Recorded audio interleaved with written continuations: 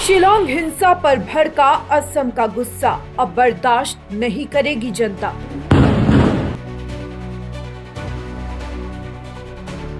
KSU की rally में सरेआम गुंडागर्दी पर असम के लोगों में भारी आक्रोश। आखिर कब तक मेघालय के आंदोलनों की गाज असम के बेकसूरों पर गिरेगी? असम नंबर की गाड़ियों को चुन चुन कर तोड़ा। कली असम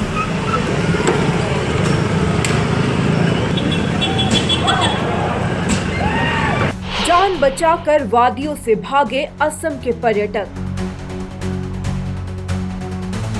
बसों में बैठे मासूम बच्चों और बुजुर्गों को भी पीटा। मर्यादा पूरी तरह तार-तार, महापुरुषों की मूर्तियों पर भी हुआ हमला।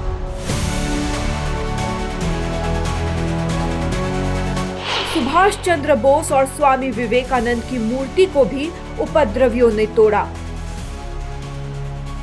मेघालय की राजधानी शिलांग में हुई हिंसक घटनाओं के बाद पूरे पूर्वोत्तर में तनाव का माहौल है। खासी स्टूडेंट्स यूनियन यानी केएसयू की तरफ से बुलाई गई एक ब्लैक फ्लैग बाइक रैली अचानक हिंसक झड़प और तोड़फोड़ में तब्दील हो गई। इस घटना ने एक तरफ जहां मेघालय की कानून व्यवस्था पर गंभीर सवाल खड़े किए हैं, वहीं दूसरी तरफ असम के लोगों के भीतर एक भारी आक्रोश और गुस्से को जन्म दे दिया है। सवाल ये उठ रहा है कि स्थानीय मांगों को लेकर शुरू हुआ ये विरोध प्रदर्शन आखिर असम के बेकसूर सैलानियों और वाहनों पर हमले का जरिया कैसे बन गया। तथ्यों की बात करें तो केएसयू ने अपनी 5 सूत्रीय मांगों को लेकर मेघालय सरकार को 15 दिनों का अल्टीमेटम दिया था।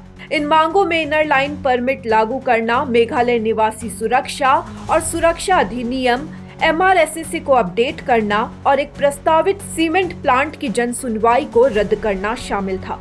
तय समय सीमा खत्म होने पर संगठन ने शिलांग की सड़कों पर शांतिपूर्ण मार्च की अनुमति के साथ बाइक रैली निकाली थी, लेकिन पोलो, बारीक और मावलाई जैसे इलाकों में पहुंचते ही रैली का नियंत्रण बिगड़ गया और नकाबपोश हुड़दंगियों ने कानून को अपने हाथ में ले लिया।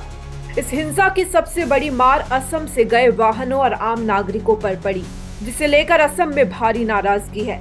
उपद्रवियों ने असम रजिस्ट्रेशन नंबर वाली गाड़ियों को चुन चुन कर निशाना बनाया।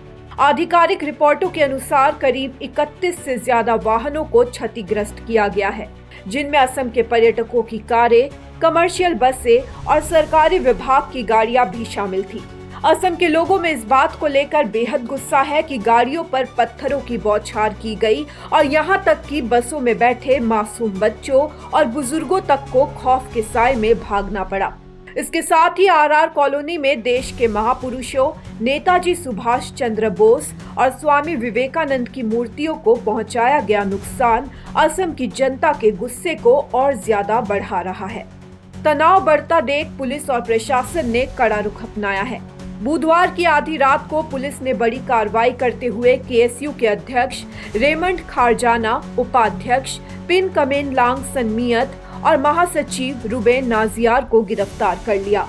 इन नेताओं पर भारतीय न्याय संहिता की गंभीर धाराओं के तहत सार्वजनिक संपत्ति को नुकसान पहुंचाने और हमले के मामले दर्ज किए गए हैं। जययाओ में केएसयू दफ्तर पर छापे के दौरान पुलिस को उग्र भीड़ को हटाने के लिए आंसू गैस के गोले और हवाई फायरिंग का सहारा भी लेना पड़ा। हालांकि अपनी प्रेस कॉन्फ्रेंस में केएसयू नेतृत्व ने इस हिंसा पर गहरा खेद जताया है।